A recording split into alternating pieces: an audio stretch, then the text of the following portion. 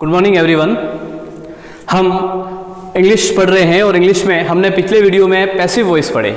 Passive voice में हमने समझा कि किस प्रकार से हम पैसिव वॉइस का यूज़ करते हैं, पैसिव वॉइस का यूज़ हम क्यों करते हैं, वो भी हम लोगों ने समझा।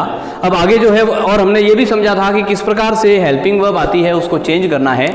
सभी प्रकार के जो वाक्य होते हैं उन वाक्यों को जब पैसिव वॉइस में बदलते हैं एक्टिव से, तो वर्ब की थर्ड फॉर्म का प्रयोग होता ही है। और उसके बाद में जब हम वाक्य को जब हल करने जाते हैं तो उसमें हेल्पिंग वर्ब में भी कुछ परिवर्तन होते हैं जो पैसिव की रिक्वायरमेंट नहीं रहती वैसे, लेकिन फिर भी जब हम टेंस के रूल पढ़ते हैं तो उसमें कुछ हेल्पिंग वर्ब्स बाय डिफॉल्ट उनका यूज होता है।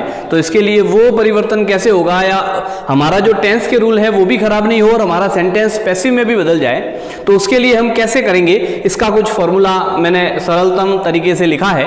आप आराम से इजी वे में उसको समझ सकते हैं पैसिव वॉइस को कैसे हल करना है। हमारी परीक्षाओं में एक्टिव से पैसिव यह प्रत्येक कक्षा में पूछा जाता है। उसके अलावा हम कई सारी कॉम्पिटिशन एग्जाम्स जो देते हैं उसमें सभी में पैसिव वॉइस जो है वो हमारा एकदम इंपॉर्टेंट टॉपिक है। तो हम आसानी से इस छोटी सी ट्रिक से एकदम समझ लेंगे, हमारा किसी भी तरह का सेंटेंस इससे गलत नहीं होगा। तो ठीक है, हम आगे पैसिव वॉइस को ठीक से समझेंगे।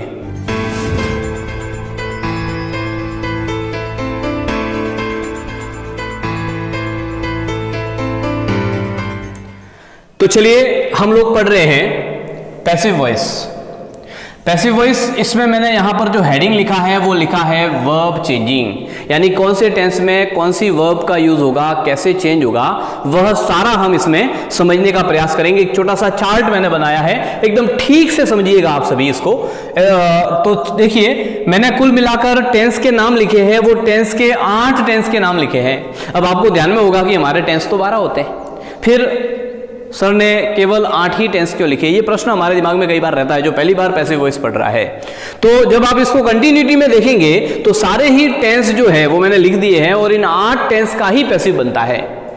बाकी जो 4 टेंस है उनके पैसिव नहीं बनते। मैं कंटिन्यू बताता हूं कि प्रेजेंट सिंपल पहला टेंस है, दूसरा प्रेजेंट कंटिन्यूअस, तीसरा प्रेजेंट परफेक्ट, चौथा प्रेजेंट परफेक्ट कंटिन्यूअस होता है, लेकिन वो मैंने लिखा नहीं क्योंकि उसका पैसिव नहीं बनता।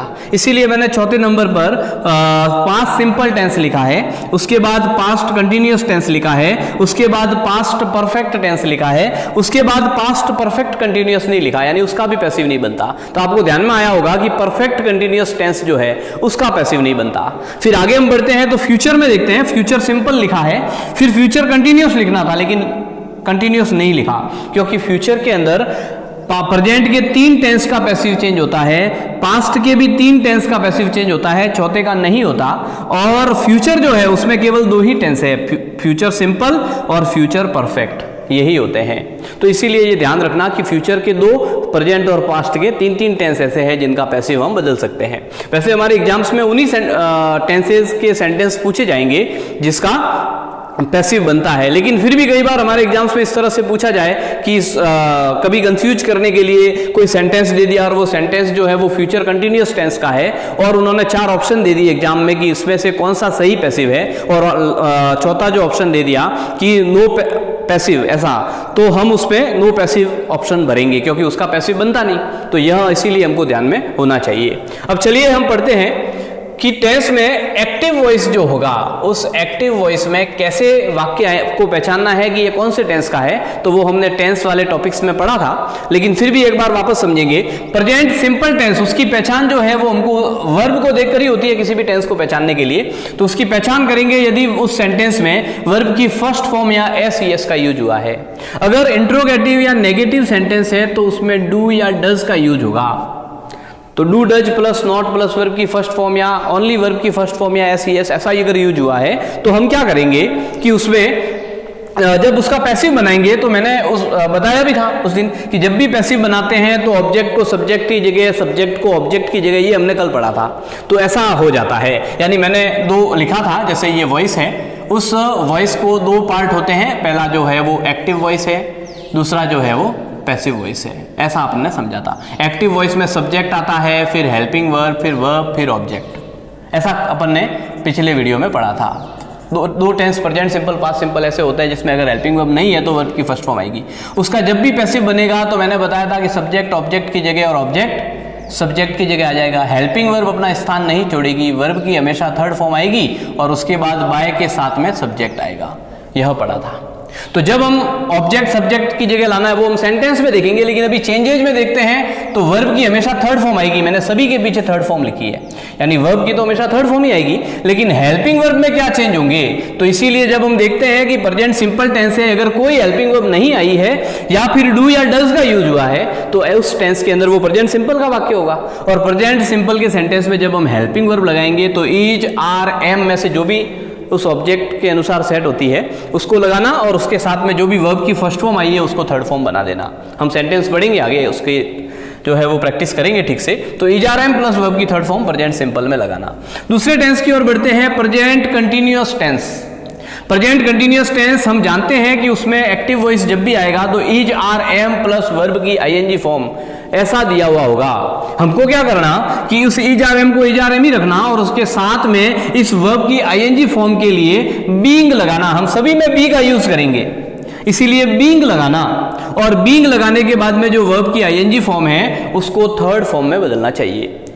पैसिव कहता ही है थर्ड फॉर्म में बदलने के लिए, तो हम आराम से इसको बदल सकते हैं। तो इज, आर, एम के साथ में बीइंग लगाना, ये ध्यान करना। फिर अगले जो टेंस है वो है present perfect tense. Present perfect tense में हैज, हैव और वर्ब की थर्ड फॉर्म आती है। अब वो हैज, हैव और वर्ब की थर्ड फॉर्म आती है, उसकी जगह हम हैज, हैव और हैज, हैव लगाने के बाद में उसके साथ बीन लगेगा, बीन के बाद में थर्ड फॉर्म लगानी, यानी थर्ड फॉर्म इसमें है ही है पहले से, तो उसको हमको वही लिखनी है थर्ड फॉर्म ही, क्योंकि पैसिव भी थर्ड फॉर्म ही मांगता है। तो इसीलिए तो has, have plus been plus verb की थर्ड फॉर्म लगाना। ऐसे ही पास्ट सिंपल टेंस। अब पास्ट सिंपल टेंस में वर्ब की सेकंड फॉर्म आती है। अब जब वर्ब की सेकंड फॉर्म आती है तो हमको क्या करना, उसके लिए वॉज वर्ब लगाना और वॉज वर्ब के साथ में थर्ड फॉर्म करना।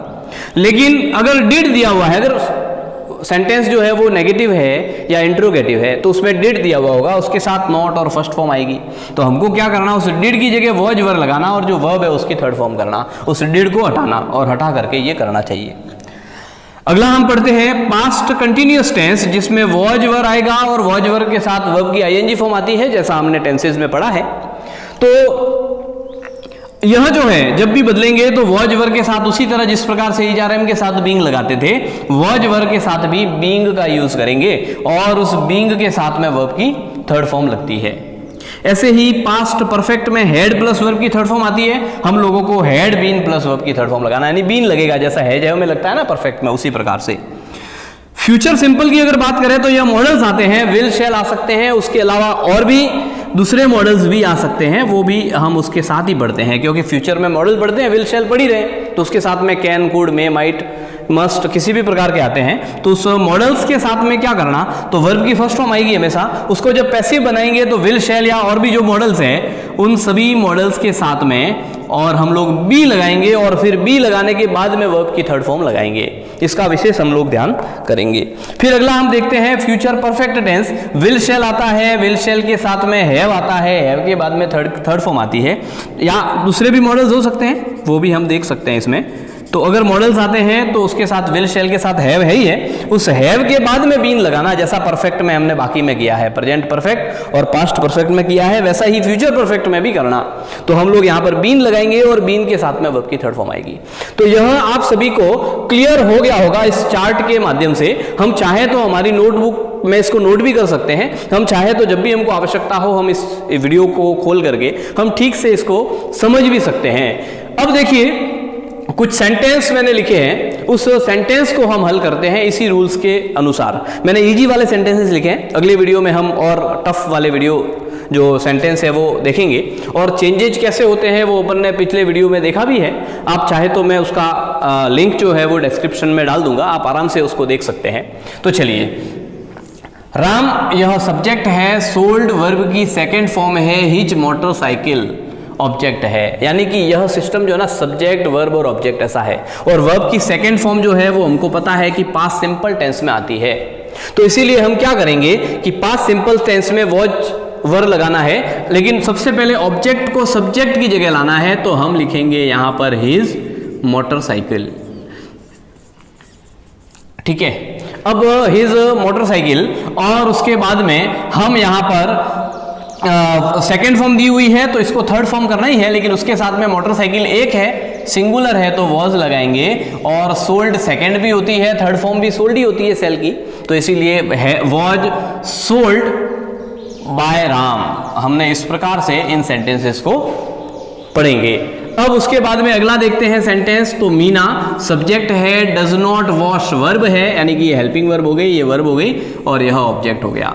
अब हम देखते हैं कि ये भी सिंपल टेंस ही है लेकिन प्रेजेंट सिंपल है, यानी डू डज का यूज हुआ है और उसके साथ में वर्ब की थर्ड फॉर्म लगी है। हम क्या करेंगे इसको, तो यही सिस्टम है, जब डू डज है तो उस डू डज को हटाना और उसकी जगह इजारे में लगाना है।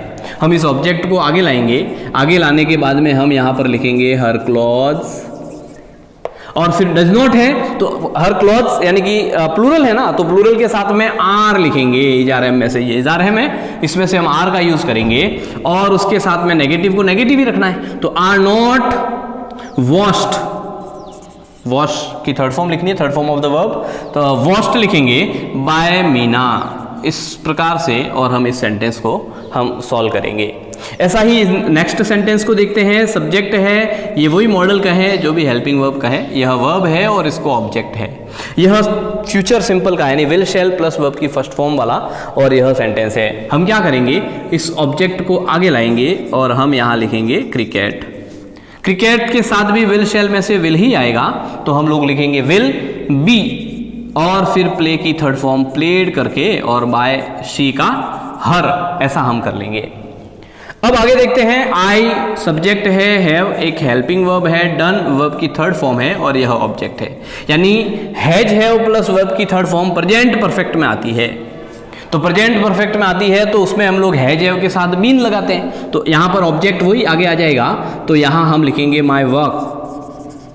अब माई वर्क सिंगुलर है इसीलिए हैज आएगा इसके साथ, यहाँ हैव था लेकिन हम चेंज कर लेंगे तो हैव आ जाएगा, और हैव के साथ में हम लोग लगाएंगे बीन डन, थर्ड फॉर्म ही दी हुई है, थर्ड फॉर्म ही रखनी है, तो बीन बाय मी, इस प्रकार से, और हम इसको आराम से बदल सकते हैं। ये हमने सरलतम जो कुछ एग्जाम्पल्स थे वो हमने लिखे हैं। आगे हम इसके जो टिपिकल एग्जाम्पल्स है, कई बार ऑब्जेक्ट जो है वो डबल होते हैं, कई बार कुछ सेंटेंस ऐसे भी होते हैं, यानी कंपटीशन एग्जाम्स में पूछ लेते हैं जिसका पैसिव बनता ही नहीं क्योंकि वो उसमें वर्ब ही इंट्रांजिटिव आई है ना। तो ट्रांजिटिव इंट्रांजिटिव में क्या फर्क होता है, हम उसको कैसे पहचान सकते हैं, ये सारी चीजें जो है वो हम नेक्स्ट वीडियोज में देखेंगे इस टॉपिक को और आगे बढ़ते हुए। धन्यवाद।